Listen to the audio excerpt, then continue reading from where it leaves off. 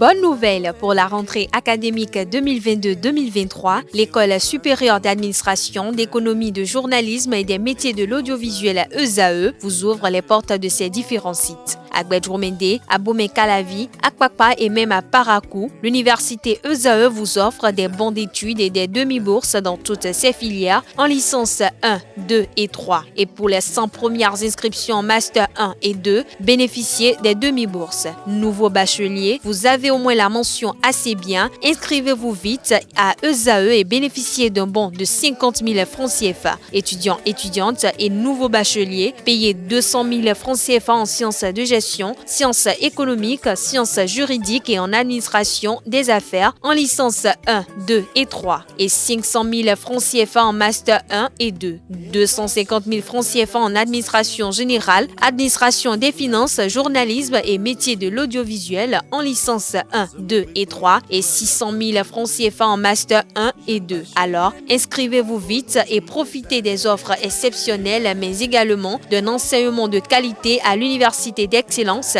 ESAE. Infoline 90 93 65 21 ou le 98 98 14 00. ESAE, l'excellence à un nom. Bonjour à nouveau, chers amis internautes. Le quotidien béninois d'information générale et d'analyse, l'informateur titre ce matin en manchette, visite de travail du président Patrice Talon aux Pays-Bas, les retombées diplomatiques et économiques. Le journal fait savoir que, outre le fait d'être reçu au palais royal de la Haye par Sa Majesté Willem Alexander, roi des Pays-Bas, le président Patrice Talon tient également des rencontres avec des investisseurs dans le CO de Invest International, M. Just Ortezen. Donc, avec ce dernier, le ministre des Finances, Romuald Ouaddaï, va signer un accord de financement et 2 accords d'engagement financier. Le point des échanges dans les colonnes de la page thématique de l'informateur, pour être plus précis, à la page 3.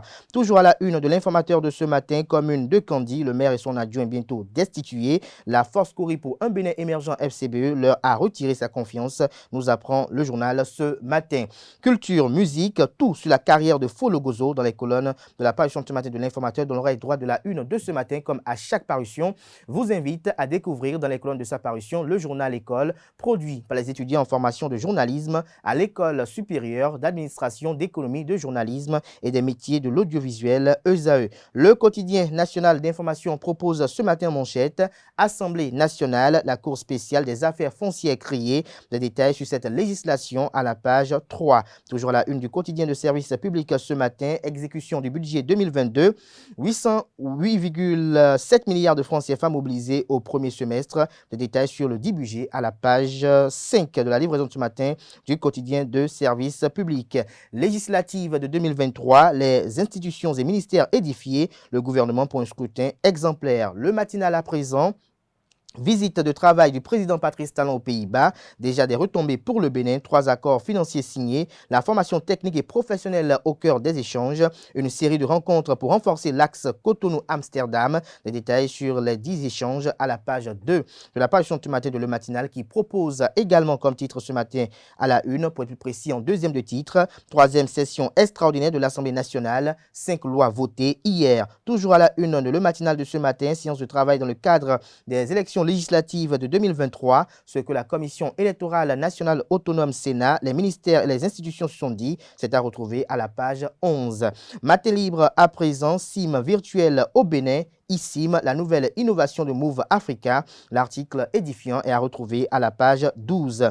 Législative de 2023 au Bénin, l'UP Le Renouveau viole son propre communiqué, fait observer Matin Libre ce matin, retrouver son argumentaire conséquent par rapport à ce titre à la page 2 de sa parution de ce matin. Assemblée nationale, la loi sur la Cour spéciale des affaires foncières votée, nous apprend également le quotidien de Matin Libre qui propose également comme titre ce matin la une, Parlement de la 9e législature 2023-2026, discrimination positive symbolique pour l'opposition.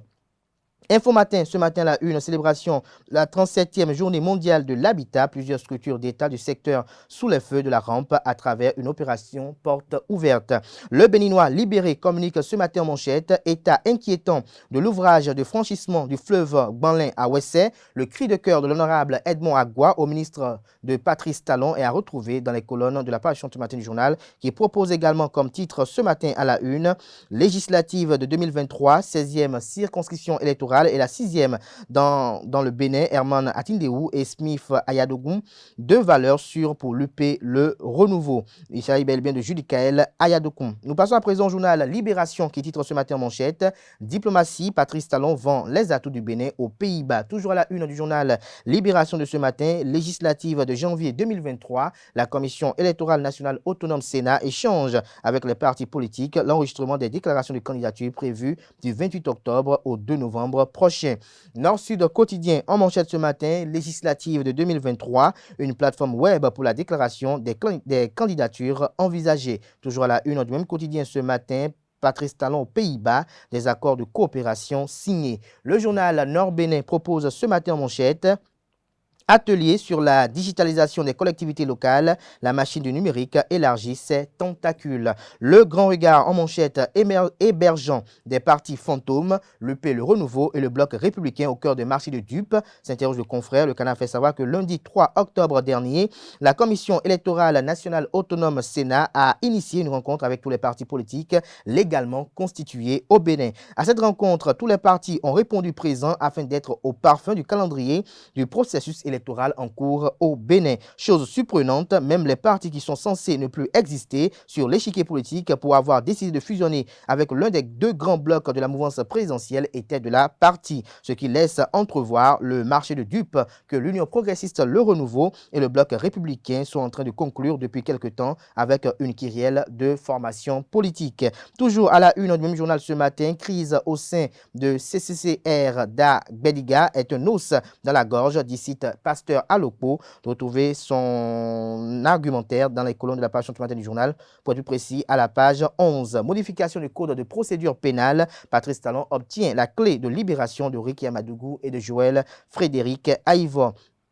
La tribune de la capitale titre ce matin la une 29e journée mondiale de l'enseignant ce jour à Lokossa. Le message conjoint des ministres chargés de l'éducation nationale est à retrouver, dans les colonnes de la page ce matin du journal. Nous passons à présent au quotidien Le Potentiel qui titre ce matin réhabilitation du lac Nokoué et alimentation en eau potable. Patrice Talon décroche un financement d'environ 120 milliards de francs CFA aux Pays-Bas. L'article édifiant et renseignant est à retrouver à la page 3. Organisation des élections législatives de janvier 2023, la Commission électorale nationale autonome Sénat, bien autonome, aucune ingérence du gouvernement. La rencontre entre Saka Lafia et les ministres Seydou et Raphaël Akoteyon vise le bon déroulement du scrutin. Les différents acteurs impliqués dans le processus électoral séduits.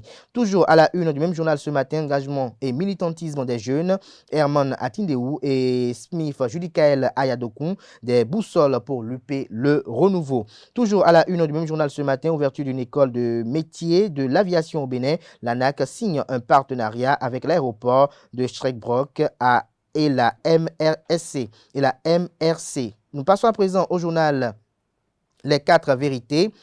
Rencontre avec les partis politiques, ministères sectoriels et institutions impliquées dans le cadre des élections législatives prochaines. La Sénat fait le point des préparatifs des législatives de 2023. Le calendrier électoral fixé au 28 octobre, le début du dépôt des candidatures. Le calendrier électoral fixe, au 28 octobre prochain, le début du dépôt des candidatures. Le code électoral sera appliqué dans son esprit et dans sa lettre afin que la Sénat, sous notre gestion, soit la plus crédible, la plus inclusive et la plus équitable, Saka Lafia.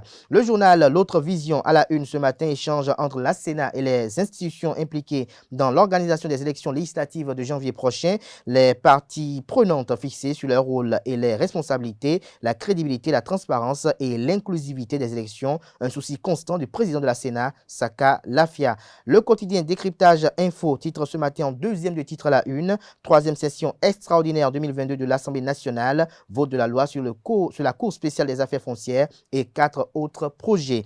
Éveil Info titre ce matin à la une. Dans la crainte d'une augmentation des prix, les Béninois vivent désormais la peur au ventre. La Couronne Info à la une ce matin.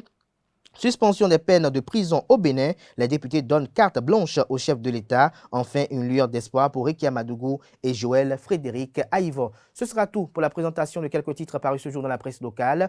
Les quotidiens sont disponibles dans les kiosques au prix de 300 francs CFA, également au prix de 500 francs CFA. Ils sont également accessibles en ligne pour ceux d'entre eux disposant d'un site internet. Place à présent au bulletin matinal d'information.